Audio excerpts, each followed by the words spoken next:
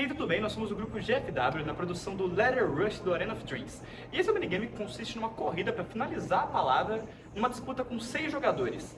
E a gente está nessa produção por mais ou menos 5, 6 meses, né? Isso mesmo. 6 meses. E assim, eu acho muito interessante como a gente evolui junto do projeto, né? Como que a gente vai aprendendo e consegue aplicar no jogo, não é? Isso mesmo, cara. Eu posso dizer com propriedade, porque eu mesmo, tudo que eu aprendi até o momento foi na faculdade, nesse período de 5 meses aí que eu estou estudando, e mesmo assim eu consigo fazer um projeto no qual eu e meu grupo a gente está se orgulhando, sabe? Aprendendo, evoluindo junto mesmo com o projeto. Então, aprende, implementa. Isso está tornando um fluxo de trabalho muito legal, ainda mais com a organização do nosso grupo, não é mesmo? Porque a nossa organização a gente dividiu tudo em partes, cada um fazia uma parte. Teve um grupo de modelagem, um grupo de programação, algumas pessoas fizeram as telas, e aí a gente ia fazendo tudo aos poucos, sem muita pressa, mas também sem deixar nada para trás. Essa falta de pressa foi o que tornou as coisas muito melhores e mais agradáveis de se fazer, porque não adianta a gente fazer as coisas correndo, acabar se estressando e acabar perdendo o fluxo do fio da meada ali, né? Exatamente. Então acredito que ter paciência, acreditar no processo e aos poucos, mas fazer bem feito é a chave que fez com que o nosso projeto fosse tão bem andado. E acho que é um projeto também que combina bastante com a estética e a ideia do próprio Arena of Dreams. Acho que a gente conseguiu desenvolver muito com todo o conjunto da obra para casar bem uma obra com a outra. E acho que tudo isso leva para a gente falar sobre o próprio Ladder Rush, para agora começar a apresentação.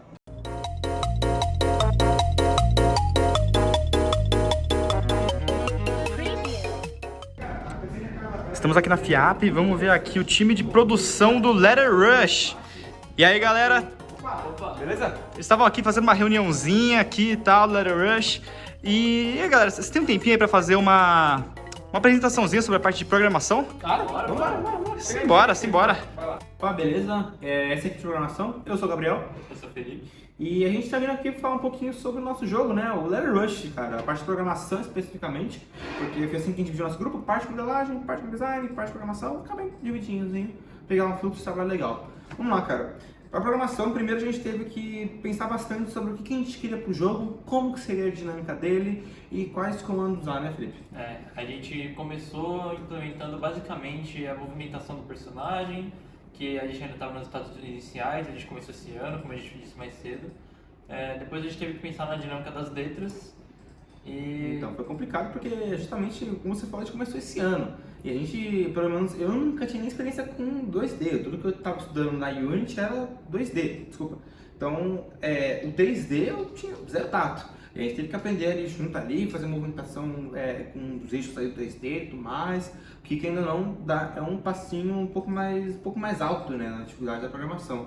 Então foi um desafio que a gente teve que também ultrapassar nesse meio tempozinho, né? Isso, sem contar que a gente começou o ano, na verdade, vendo lógica de programação. Lógica de programação. Depois de um tempo que a gente foi pro 2D e a gente começou a trabalhar no projeto sabendo muito pouco sobre 3D, a gente foi evoluindo conforme ia adaptando o projeto. Adaptando o projeto que, assim, até agora, até na aula, a gente tá no 2D ainda, não tem 3D. A gente foi ter que ir atrás mesmo, se matar ali e tudo mais. E aí a gente, tanto que por um bom tempo, a gente ficou fazendo muito do básico, né? A gente demorou para começar a implementar coisas mais complexas, mais complicadas no jogo. A gente teve que pensar bastante bem no básico mesmo. Então era um plano, um cubinho, e fazer o cubinho se mexer, acompanhar a câmera. Foi bem complicadinho no começo, mas foi legal como aos pouquinhos, né, como a gente falou, fazendo aos poucos e com calma, a gente conseguiu chegar ao estado do jogo agora, né? Exatamente. Não, sem contar que no início a gente fez um sistema para as letras que era muito mal otimizado. E aí, com a ajuda do professor, a gente conseguiu dar uma otimizada nesse projeto, mudando o jeito que a gente produzia as letras ali, e agora tá bem melhor. É uma coisa que a gente teve que tirar bastante dúvida com o professor mesmo, porque com a ajuda dele a gente conseguiu mudar a coisa assim que... É engraçado como a gente fazia umas mecânicas, a gente tentava pensar em mecânica, a gente escreveu o código que era louco, e na hora de perguntar ao professor ele só parecia com um jeito totalmente mais simples de resolver o problema, que resolveu até melhor às vezes. E nossa organização de código no começo também era... Isso é uma coisa que a gente, acho que o projeto inteiro, né, teve que voltar e refazer. Então, faz o código, volta, presta atenção, refaz o código, vê certinho, aí avança mais, faz mais coisa, revê o código, porque eu acho que a organização, mesmo que entre nossa equipe pequena, organizar o código é a chave para poder fazer uma coisa bem otimizada, né? Exatamente. Bem trabalhadinha. É incrível ver a diferença que faz a a diferença que você consegue perceber do começo do projeto para agora. Total. No momento a gente consegue ver até o personagem com mais mecânicas de movimento do que antes, ele tem as animações feitas dele, conseguiu mexer no animator, nos animations, Isso. tudo certinho. Muita coisa que a gente teve que ir mexendo. Eu lembro que realmente, nos momentos acho que mais pegaram foi quando a gente descobriu física na aula, física e corrotina, né? Que a gente teve que repensar o código inteiro, refazer. Então, os timers que nós tínhamos, a gente substituiu por corrotinas e foi implementando coisas, modelos vieram, tipo, logo agora, né? Pouco tempo atrás, mas o core do negócio teve que ir mudando constantemente, bastante mesmo. Os timers que a gente usava, ao invés de usar corrotina, a gente usava um Update. A gente colocava no update para diminuir o tempo do timer de acordo com o time delta time, Não depois conhecia- resetava ele. Não conhecia o fix do update ainda. Não tinha fix de update. A bagunça. Tava tudo no update. Mas é bom que assim, a gente realmente tomou essa decisão de. Acredito que a gente, se a gente pudesse, a gente podia falar, ó, larga o código aí, tá funcionando, vambora. Mas não, a gente pelo menos teve esse tato de tomar bastante cuidado com o que a gente tocava lá, refazer e deixar tudo organizadinho pra chegar no ponto que vai estar agora. Tá tudo até comentadinho lá pra gente conseguir achar cada etapa do processo, o que faz o quê. Hoje em dia a gente não se perde mais no código. Não. E é graças a isso que a gente chegou onde a gente tá agora. Exatamente. Tudo bem, eu sou o Guilherme, eu faço parte do time de modelagem do Letter Rush. Eu e meu amigo Wender, que daqui a pouco vai estar falando com vocês. E eu quero falar um pouco sobre todo esse processo de criação da arte do Letter Rush. Que começou lá nos primórdios, com o GDD e tudo mais, que a gente teve essa iniciação com a faculdade. E foi ali que a gente foi definindo qual que era a arte, que estilo a gente ia seguir com o 3D. E até para estar de acordo com o estilo do Island of Dreams. E eu acho que a gente conseguiu evoluir muito no processo, tanto na criação do 3D, aprendendo a modelar com o Blender, com o Maya, e principalmente o Blender que a gente usou para fazer os designs, as animações. E eu acho que a gente fez uma coisa muito interessante com a criação da Ilha Doce, com a criação do Bubble Guy, das animações dele. Acho que ficou uma coisa muito cartunesca, muito carismática, por assim dizer. E eu acho que isso foi muito interessante para alavancar a qualidade do jogo. Acho que fica uma arte bonita junto de uma programação bem feita, um game design bem feito, tudo fica muito legal junto do conjunto da obra inteira. Acho que é bem interessante.